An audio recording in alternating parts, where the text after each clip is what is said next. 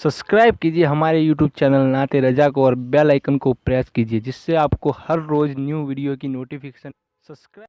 मेरे प्यारे आका सल्लल्लाहु अलैहि वसल्लम की कनीजों, रातों दिन ज़ेवरात के शौक में डूबने वालियों, रातों दिन कपड़े के शौक में डूबने वालियों, गुनाहों के अड्डों को आबाद करने वाली मेरी बहनों, जरा बताओ तो सही, अल्लाह ने ये जो मुख्तसर सी जिंदगी दी है, ये जो थोड़ी सी जिंदगी दी है, सिर्फ इसलिए अता की है कि अल्लाह फरमाता है हम तुम्हारा इम्तिहान लें, हम तुम्हें आजमाएं कि कौन अच्छा अमल करता है। मुख्तसर सी जिंदगी में कौन अच्छा अमल करता है। पता चला ये दुनिया इम्तिहान गाह है, ये दुनिया आजमाइश गाह है। और याद रखें, दुनिया का शरीर से शरीर इंसान जब इम्तिहान गाह में बैठता है तो वो वक्त को बर्बाद नहीं करता, वो टाइम को बर्बाद नहीं करता, बल्कि हर इम्तिहान देने वाला ये तसव्वुर करता है कि इम्तिहान गाह में अच्छे से इम्तिहान दे दो, अगर कामयाब हो गए तो फिर तो ऐश ही ऐश होगा। लेकिन नादान है कितना इंसान कितनी नादानी कर रहा है। अल्लाह फरमाता है कि हमने तुम्हें दुनिया में बतौर इम्तिहान भेजा, बतौर आजमाइश भेजा, लेकिन अफसोस बतौर आजमाइश और इम्तिहान दुनिया में आने वाला इंसान अच्छा अमल करने की बजाय गुनाहों के अंदर डूब गया। और वो भी खवातीन, मर्दों से ज्यादा गुनाहों के अंदर औरतें आगे नजर आती है। और अल्लाह के हबीब सल्लल्लाहु अलैहि वसल्लम ने इरशाद फरमाया कि ए औरतों, जब मैंने मेराज की शब जहन्नम का मुशाहिदा किया, जब मैंने मेराज की शब जहन्नम को देखा, तो मैंने सबसे ज्यादा जहन्नम के अंदर औरतों को देखा। आका फरमाती हैं औरतों को चाहिए कि वो कसरत के साथ इस्तिग़फ़ार करे, कसरत के साथ अल्लाह की बारगाह में तौबा करे, रब की बारगाह में कसरत के साथ मग़फ़िरत तलब करे और कसरत के साथ सदका दे। क्योंकि मैंने जहन्नम में सबसे ज्यादा औरतों की तादाद को देखा। सहाबे किराम ने अर्ज किया, या रसूल अल्लाह, आपने औरतों को सबसे ज्यादा क्यों देखा?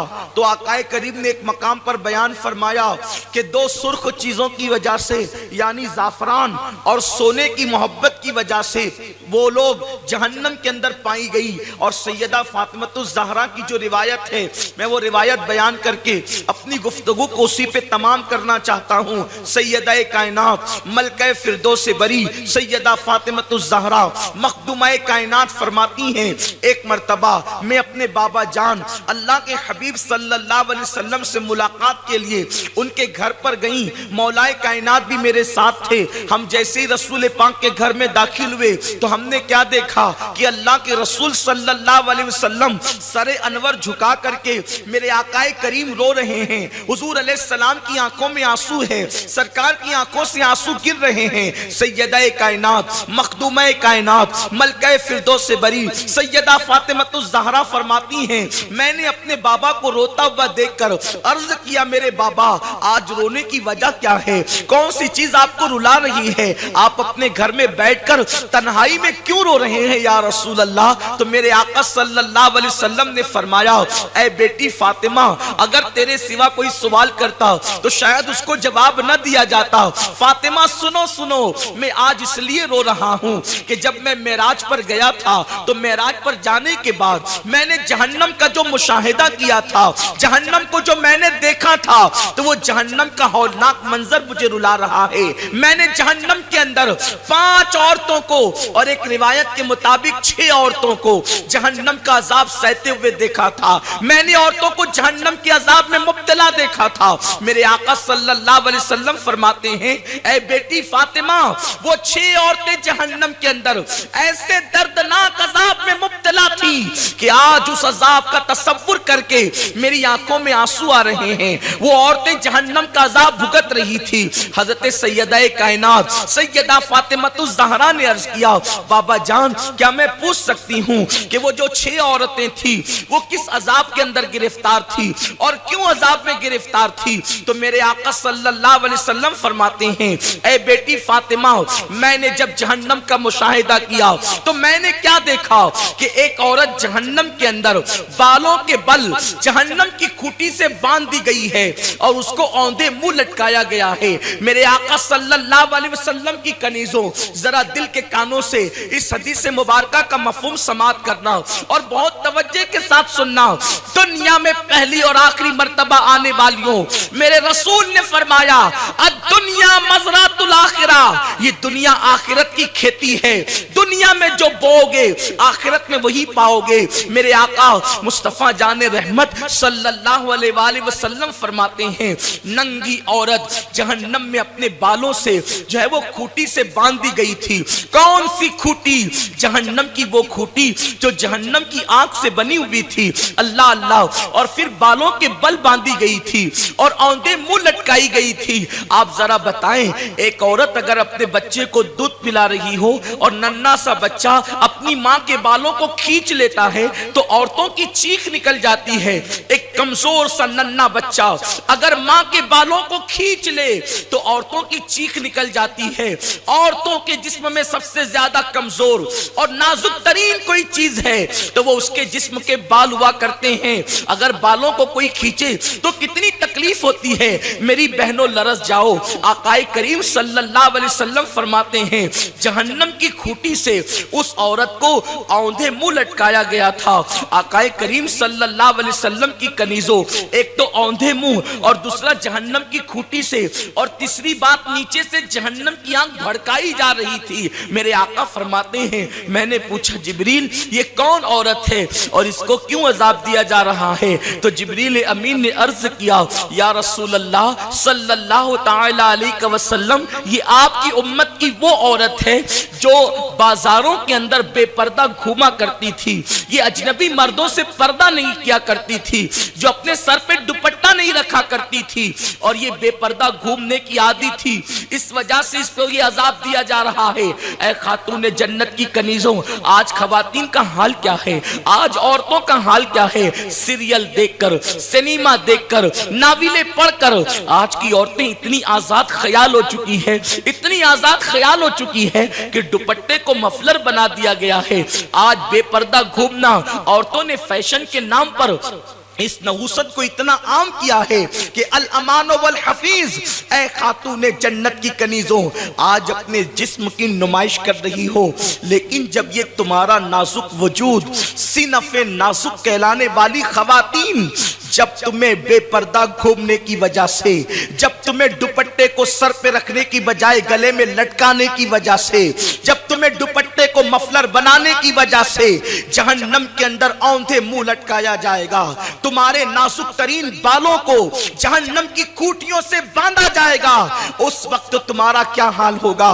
उस वक्त तुम्हारी कैफियत क्या होगी?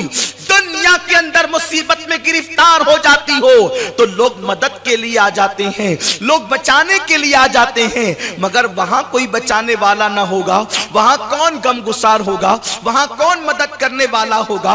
वहां कौन अल्लाह के अजाब से बचाने वाला होगा? ऐ खातून जन्नत की कनीजों, खुदारा अपने हाल पर रहम करो, अपने आप पर रहम करो। अल्लाह अकबर। आज फैशन का नाम लेकर दुनिया तुम्हें जहां चाहती है ढकेल देती है और फैशन के नाम पर तुम जो चीज चाहती हो कबूल कर लेती हो।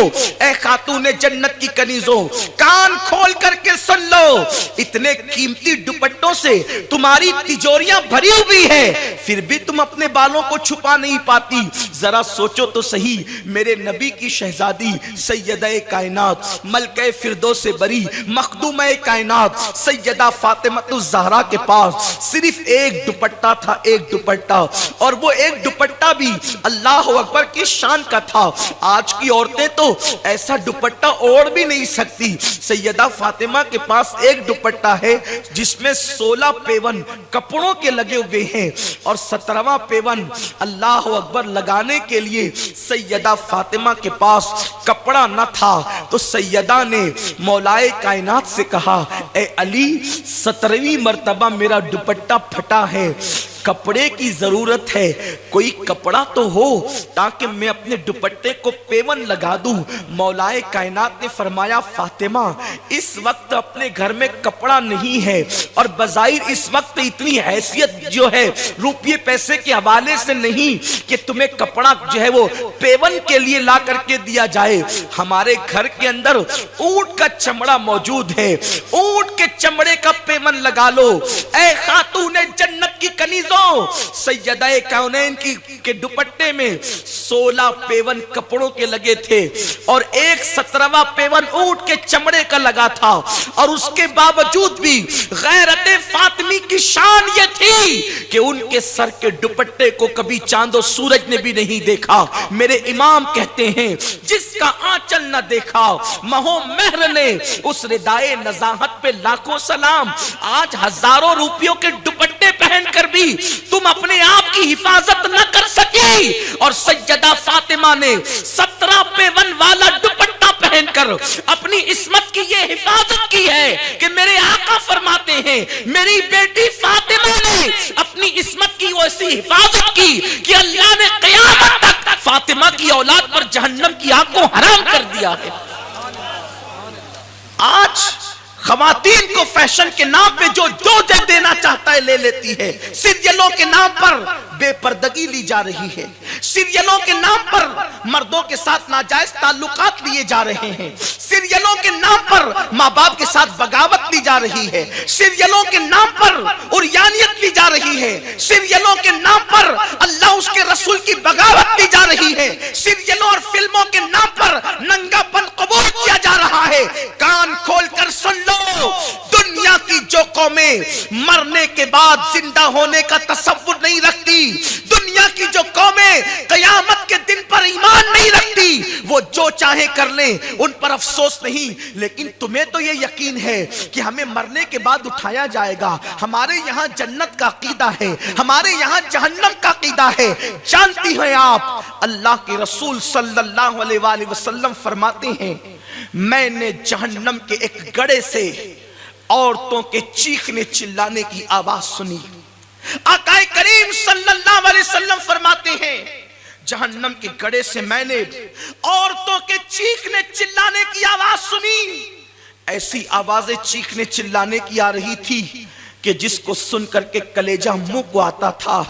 میں نے جبریل سے پوچھا اے جبریل یہ کن کے چیخنے چلانے کی آواز ہے؟